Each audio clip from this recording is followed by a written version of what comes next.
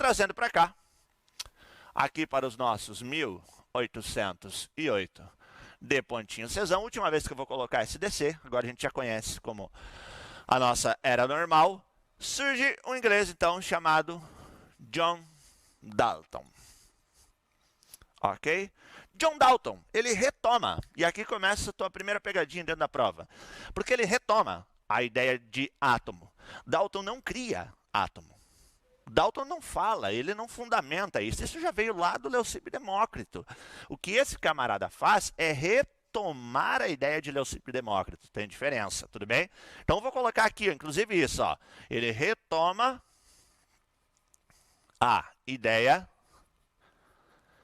de átomo. Vou destacar, ele retoma, ele não cria isso daqui. Tudo bem?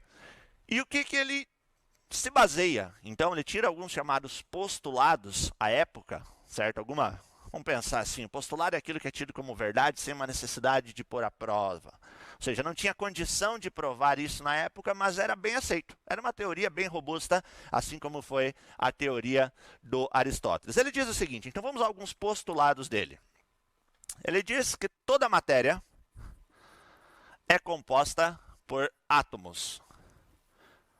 Então, toda matéria é composta por átomos. Aquelas partículas diminutas do Leucipo Demócrito, ele diz que está simplesmente em toda matéria. Também coloca que átomos de um mesmo elemento químico são iguais. Então, átomos de um mesmo elemento químico são iguais.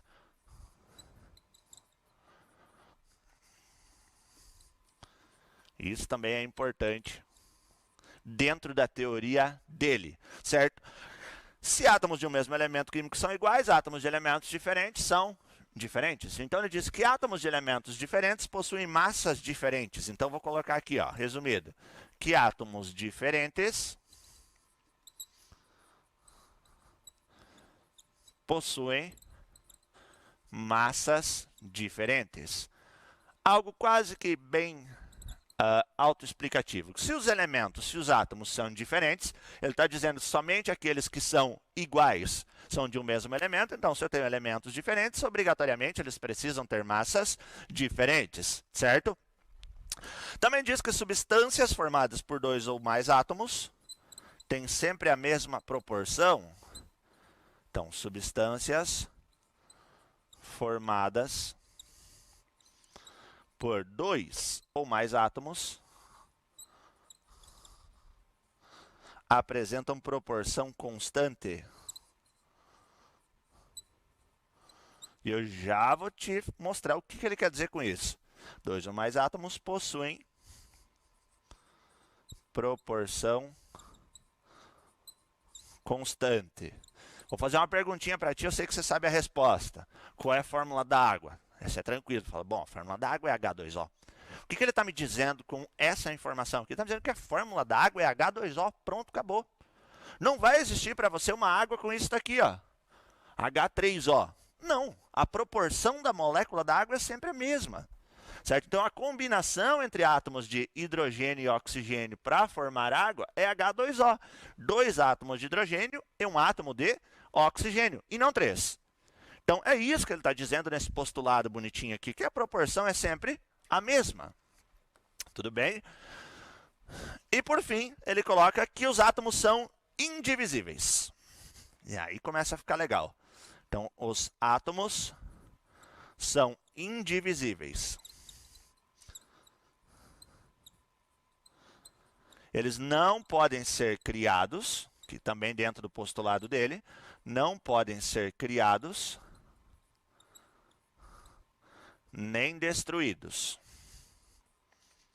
Então, você não cria um átomo, você não brinca de Deus, certo? Você não cria um átomo e também não destrói ele. E numa reação química, então você não cria, você também não destrói ele, numa reação química ocorre um rearranjo dos átomos. Então tá aí, cara, o que esse camarada fundamentou? Veja bem, nós partimos só de uma ideia que Leucipo e Demócrito tiveram lá nos 350, 400 a.C., falando que o átomo existia como uma partículazinha diminuta e que era impossível dividi-la ao meio. Ponto. O que esse camarada vem, ele já traz um leque de opções para nós. Então ele já trabalha com muitas coisas diferentes do que apenas eles falavam lá na época. Então tudo é formado por átomos, você é formado por átomos, logo você é um bando de átomos estudando os átomos, que não se entende.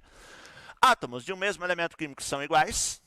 Então, se eu estou falando de oxigênio, Dalton estava propondo que todos os átomos de oxigênio eram exatamente iguais. Hoje já sabemos que existem diferenças, mas à época era a teoria dele, você é cobrado sobre a teoria dele, ok?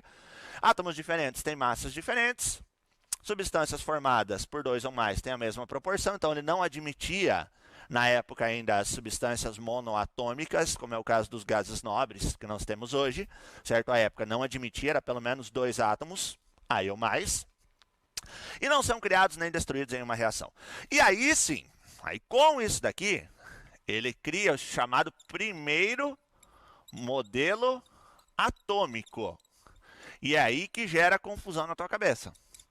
Ele não cria o átomo, mas ele cria o chamado primeiro modelo atômico. Tem diferença? Sim, tem diferença. Átomo é o camaradinha que existe ali para explicar as coisas. O modelo atômico é como ele utilizou toda essa combinação aqui para explicar. Tudo bem? E o modelo atômico desse cara, ele é conhecido também. Ele é conhecido como o modelo atômico da bola de bilhar.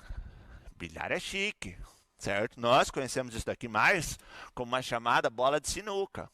Aí a bola de sinuca é mais fácil que uma bola de bilhar, mas vai aparecer para você como bola de bilhar, e não bola de sinuca, certo? Então ele dizia que essa bolinha de bilhar, bem sugestivo, né? Não sei se era necessário a gente escrever isso, mas uma bola, uma esfera maciça,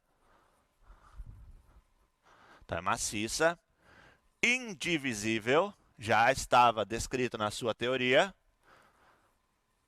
e indestrutível, também está proposto aqui no final. Os átomos não são criados nem destruídos. Indestrutível. Então o átomo desse camarada, ele era uma bolinha. Simplesmente uma bolinha, mas não uma bolinha oca. Uma bolinha maciça. Bonitinha. Aqui. Então aqui nós temos o nosso modelo atômico. Olha que beleza. Ele dizia que era isso daqui. Um único pontinho, uma única bolinha, foi o nosso primeiro modelo atômico da história, ok? Vamos tentar representar isso daqui então. Vamos tentar representar numa reação química de acordo com as bolinhas que Dalton propôs para os átomos e como ele explicava então que as reações ocorriam à sua época. Então, vamos pegar substâncias diatômicas, vamos se habituando aos termos. Diatômicas representam que são 2 átomos, bem sugestivo. Então, vamos colocar as duas aqui para reagir entre si. Então, para elas reagirem, a gente vai fazer uma reação, uma combinaçãozinha entre esses dois e esses dois da ponta. Anak, por que tem que ser os dois do meio e depois os dois da ponta e não pode ser ao contrário? Tem o porquê e é o que eu te conto na sequência nas nossas próximas lives. Te mostro o porquê que nós temos que fazer essa combinação e não a combinação contrária. Existe um porquê de ser assim. Então, a combinação agora será bolinha vermelha com bolinha preta, mais bolinha roxa com bolinha azul. Muito bem. Dá uma olhada. Quais são os átomos que nós temos aqui no início da reação? Certo? Eu não sei quais são, mas eu sei que é um vermelho, um azul, um roxo e um preto. Quais são os átomos que estão lá no outro lado da equação? Nosso chamado produto. Tem um vermelho, um preto, um roxo e um azul. Exatamente os mesmos 4 que estavam no início, eles estão lá no final. Só que eles estão combinados de maneira diferente. Ok? Então, eles estão combinados de maneira diferente. Teve um rearranjo no agrupamento que você colocou no início. Então, está aqui, bonitinho no final. Tudo bem? Essa substância que é formada por átomos diferentes, aqui é chamada de substância composta. E isso ainda tudo dentro da proposta de Dalton. É a substância composta. Qual é a definição de uma substância composta para Dalton? Formada por átomos diferentes. Então, uma substância composta é formada por átomos diferentes. Está aqui. Tem alguma substância que não seja composta nesse quadro? Nessa altura do campeonato, não. Todas as substâncias que estão representadas aqui são compostas. Por quê? Porque elas têm bolinhas de cores diferentes. Essa definição vem lá de 1808, hein? Nós carregamos isso daqui até hoje. Então, as primeiras aulas aí de Química Geral, quando for trabalhar com definição de substância, vai lá, substância simples e composta. A composta diz que é formada por átomos diferentes. Está aqui. Átomos de elementos diferentes. Então, está representado aqui por átomos diferentes no modelo atômico de Dalton. O que seria a definição, então, de uma substância simples? Bom, dá para seguir a lógica? Dá. Qual é a lógica que existe aqui? Se a substância que é composta é formada por átomos diferentes, a simples pode ser átomos diferentes? Não. A simples precisa ser formada por átomos iguais. Então, ela é formada por átomos iguais, que seriam para nós átomos de um mesmo elemento químico hoje em dia. Mas à época a definição trazia como isso daqui. Isso rebate exatamente no que nós temos hoje. Então, uma contribuição bacana desse camarada aqui, do Dalton, vem na definição de substância, ela permanece até hoje. Isso já foi questão cobrada no Enem, te dando os postulados e pedindo dentre eles quais aqueles que permaneciam exatamente até hoje. Então, é uma perguntinha que é recorrente, que é frequente. Os camaradas teve algo bacana também. Perceba que eu utilizei cores para representar nossos átomos aqui. Dalton tinha um problema com cores. Você fala, não pode ser o daltonismo. Pode, cara. Foi com esse cidadão aqui que essa deficiência na visão foi descoberta e foi fundamentada. John Dalton, que trabalhou com os átomos, com bolinhas, com cores, com representações diferentes, tinha o chamado daltonismo. Então, a doença que foi descoberta nele lá, à época, que não se sabia o porquê, carrega o nome desse camarada, desse tão importante cientista até hoje. Tudo bem, gente?